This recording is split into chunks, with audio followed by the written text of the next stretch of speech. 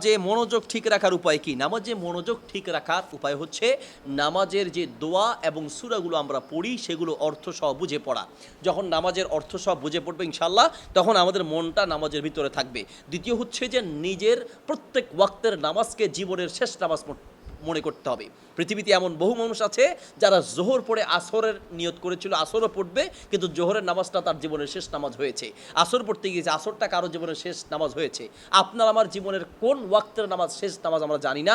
প্রত্যেক ওয়াক্তের নামাজকে যদি জীবনের শেষ নামাজ মনে করে পড়ি ইনশাল্লাহ আমাদের নামাজে মনোযোগ, ইখলাস এবং নামাজটা অনেক সুন্দর হবে বলে আশা করি। 3 নম্বর পয়েন্ট হচ্ছে নামাজের প্রত্যেকটা রোকন, ওয়াজিব, সুন্নাহ সবগুলো ঠিকমতো আদায় হচ্ছে কিনা সেটা খুব খেয়াল রেখে নামাজ পড়বে ইনশাল্লাহ, তাহলে নামাজে মনোযোগ থাকবে। 4 নম্বর পয়েন্ট হচ্ছে যদি নামাজে অমনোযোগিতা আসে, শয়তানের কোনো কুমন্ত্রণা আসে, তখন আমরা বা কোনো খারাপ চিন্তা খেয়াল কোনো খারাপ খেয়াল আসে তখন আমরা আউযুবিল্লাহ পড়ব এবং খুব ছোট আকারে বাম দিকে এভাবে আমরা থুতু নিক্ষেপ করব, তাহলে ইনশাল্লাহ শয়তানের যে খারাপ কুমন্ত্রণা আছে সেটা দূর হবে এবং নামাজে মনোযোগ ফিরে আসবে।